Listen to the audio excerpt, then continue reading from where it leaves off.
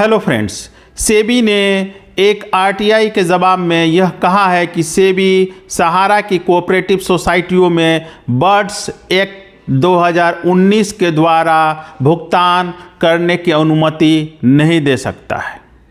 दोस्तों, बिहार में एक आरटीआई लगाई गई थी जिसमें बिहार के वित्त मंत्रालय से सहारा के कोऑपरेटिव सोसाइटियों पर बर्ड्स एक्ट के तहत कार्रवाई करने के बाद भुगतान करने की मांग की गई थी, जिसके आलोक में बिहार सरकार के संयुक्त सचिव वित्त ने सेबी से दिशा निर्देश मांगा था, जिसका जवाब देते हुए सेबी ने कहा कि फिलहाल बर्ड्स एक्ट 2019 के अंतर्गत सहारा कोऑपरेटिव सोसाइटी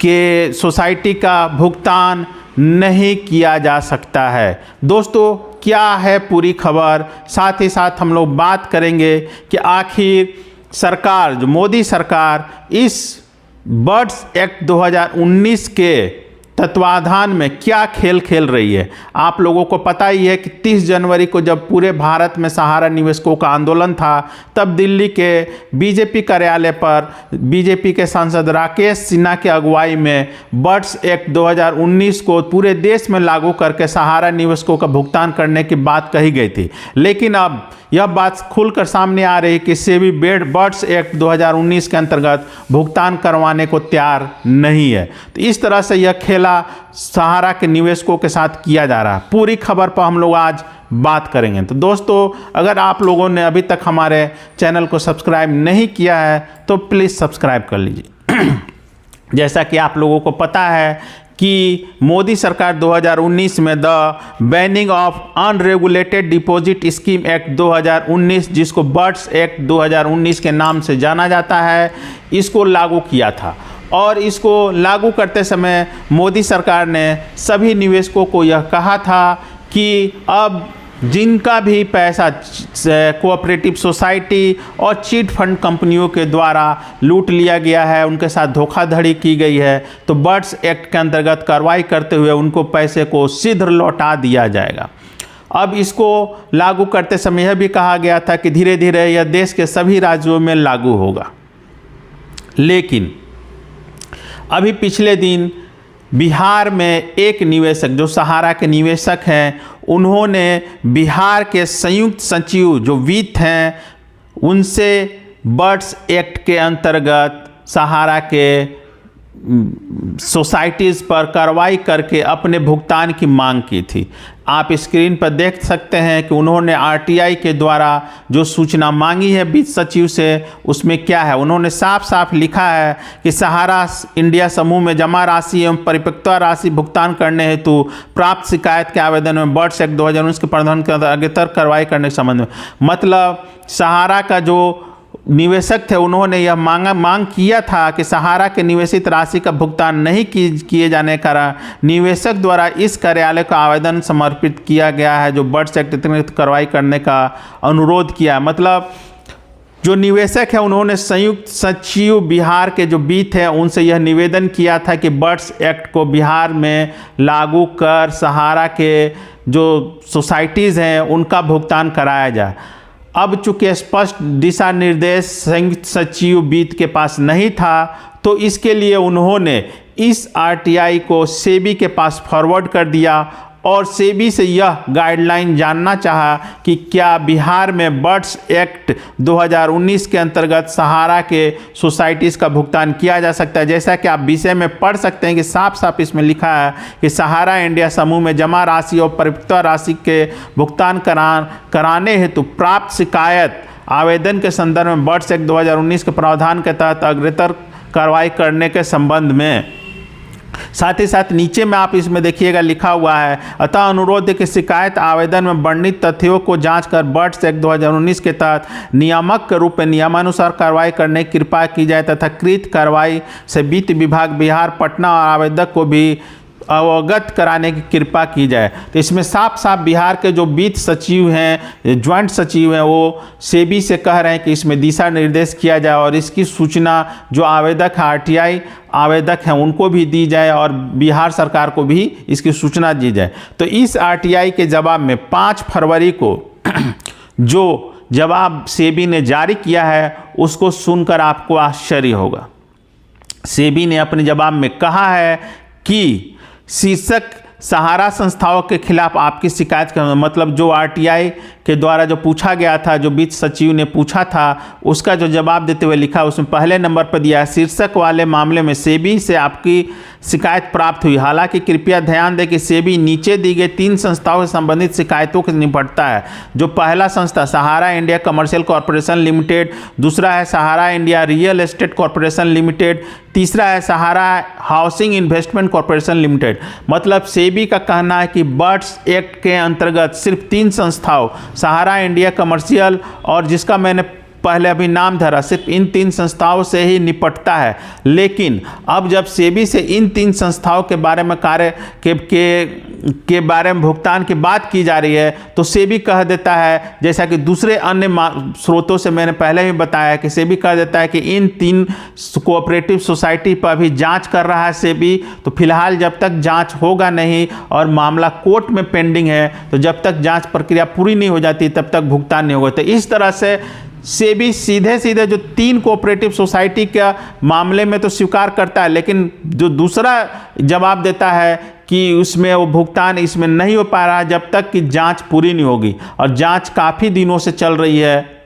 और मामला भी कोर्ट में पेंडिंग है, तो उसको लेकर पूरी तरह से नकार रहा है सेबी कि भुगतान नहीं होगा। साथ ही साथ जो सहारा कोऑपरेटिव सोसाइटी की दूसरी जो अन्य कंपनियां 11-12 जो दूसरी अन्य कंपनियां हैं उसके बारे में सेबी ने दूसरा पॉइंट में जवाब दिया है कि आप ध्यान दें कि 2022 के WP 191 के सहकारिता मंत्रालय द्वारा दायर 2023 का जो आइए मतलब जो पिनक पानी मोहंती के जो केस में जो सुप्रीम कोर्ट ने आदेश दिया था 5,000 करोड़ रुपए के भुगतान को लेकर, उसके बारे में वर्णन किया गया है कि अगर आपको भुगतान चाहिए तो आप उसी के द्वारा जो पोर्टल बनाया गया है आप उस पोर्टल के माध्यम से भुगतान प्राप्त कर सकते हैं। मतलब साफ साफ इसमें कहा गया है कि बर्ड्स एक्ट का आपको प्रयोग नहीं करना है। अगर आपको भुगतान चाहिए तो आप पोर्टल पर जाइए और पोर्टल का जो भी रूल्स रेगुलेशन है उसके अनुसार आपको भुगतान दिया जाएगा, आपके वैध खातों की जांच करके भुगतान की जाएगी। पॉइंट नंबर 2 में साफ लिखा हुआ है, इसमें कहीं नहीं लिखा हुआ है कि बर्ड्स एक्ट के द्वारा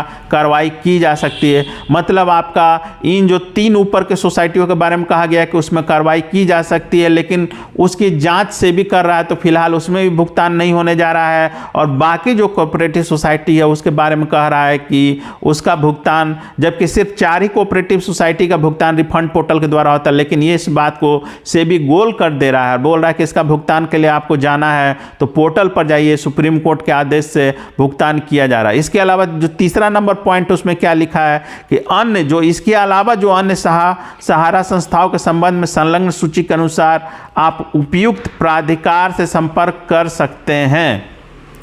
मतलब इसमें कहा गया है कि दूसरी जो अन्य संस्थाएं हैं, कोऑपरेटिव सोसाइटी है, उसके संबंध में जो सूची उपलब्ध कराई गई है आप प्राधिकार से संपर्क कर सकते हैं। लेकिन बाकी जो ये ऊपर की 3 और बाकी के जो 4 हो गया, मतलब 7 सोसाइटी में के अंतर्गत आप बर्ड्स एक्ट में कार्रवाई नहीं होगी, आपको भुगतान ऐसे किया जा रहा है, साफ साफ बताया गया है। चौथा पॉइंट में उन्होंने जवाब में लिखा है कि उपरोक्त वो ध्यान रखते हुए आपकी शिकायत वापस की जाती है। मतलब जो बर्ड्स एक्ट के अंतर्गत जो कार्रवाई करने की मांग की गई थी, अब चौथा पॉइंट सबसे ज़्यादा स्पष्ट है, उसमें कहीं नहीं आदेश दिया गया है कि आप बर्ड्स एक्ट के अंतर्गत कार्रवाई करें, गोल मोल जवाब दिया गया है। और चौथे पॉइंट में साफ नकार दिया गया है कि आपकी शिकायत को वापस की जा रही है, आपको कार्रवाई करने का आदेश नहीं दिया जा रहा। तो इस प्रकार का यह जवाब साफ लिखा गया है। जो सेबी के कोई सुनील खत्री है है उन्होंने यह जवाब तैयार किया है और इसमें इसकी मूल प्रति जो मूल शिकायत करता है उसको एक प्रति दी गई है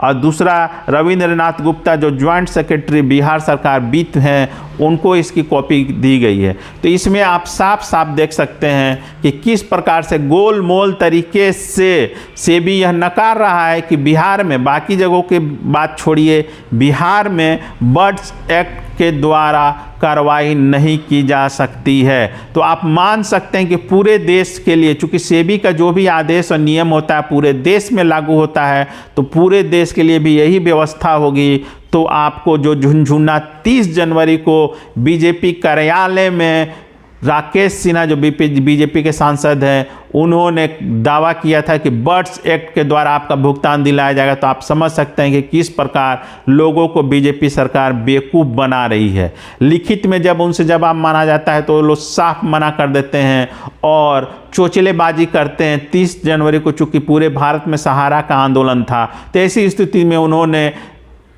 माइंड को डाइवर्ट करने के लिए 30 जनवरी को ही बीजेपी के कार्यालय में, जो दिल्ली का बीजेपी कार्यालय है, वहाँ पर सहारा निवेशकों को एक बैठक आयोजित किया जिसमें बोला कि बर्ड्स एक्ट के अंतर्गत आप लोग कार्रवाई की मांग करें, कार्रवाई करें, आपका भुगतान होगा, जबकि सेबी यहाँ साफ नकार रहा। तो इस प्रकार आप देख सकते हैं कि किस प्रकार से केंद्र सरकार और सेबी सहारा के निवेशकों को ठगने का प्रयास कर रही है, उनको गोलमोल जवाब देकर बेवकूफ़ बनाया जा रहा है। अब हम लोग आते हैं इस वीडियो के दूसरे टॉपिक में, जिसमें टॉपिक है कि किस प्रकार से सरकार सहारा के निवेशकों को धोखा दे रही है, उनके साथ छल कर रही है। अब जब बर्ड्स एक्ट के अंतर्गत कार्रवाई करने की बात की जाती है तो सेबी कहता है कि आप पोर्टल के माध्यम से जाए, और जब हम लोग पोर्टल पर जाते हैं रिफंड के लिए तो 99% क्लेम को रिजेक्ट कर दिया जा रहा है, डिफिशिएंसी का मैसेज भेज दिया जा रहा है। तो इस प्रकार से ना तो सेबी हमें यह आदेश दे रहा है कि आप बर्ड्स एक्ट के द्वारा कार्रवाई करें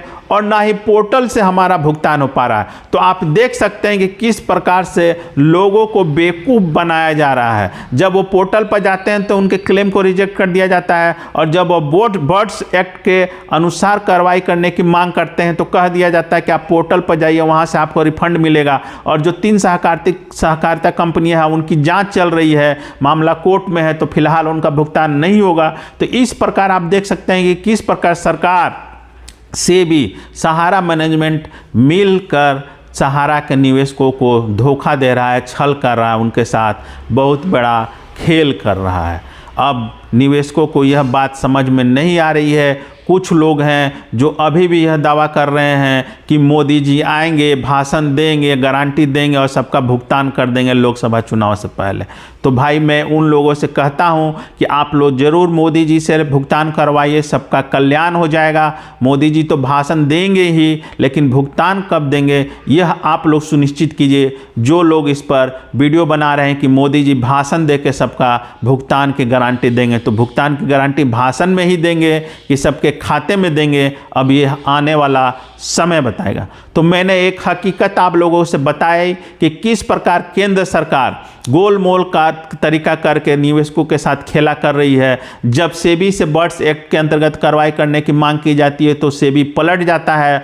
और सरकार अपने यहाँ बैठक आयोजित करके निवेशकों को भरोसा देती है कि बर्ड्स एक्ट के द्वारा कार्रवाई कीजिए, आपका भुगतान शीघ्र किया जाएगा। तो किस प्रकार से विरोधाभासी कार्य सरकार खुद कर रही है, तो आप समझ सकते हैं कि निवेशकों के साथ किस प्रकार का खेला किया जा रहा है। दोस्तों उम्मीद करता हूं कि आज का यह वीडियो आपको ज़रूर पसंद आया होगा। मैंने एक प्रकार का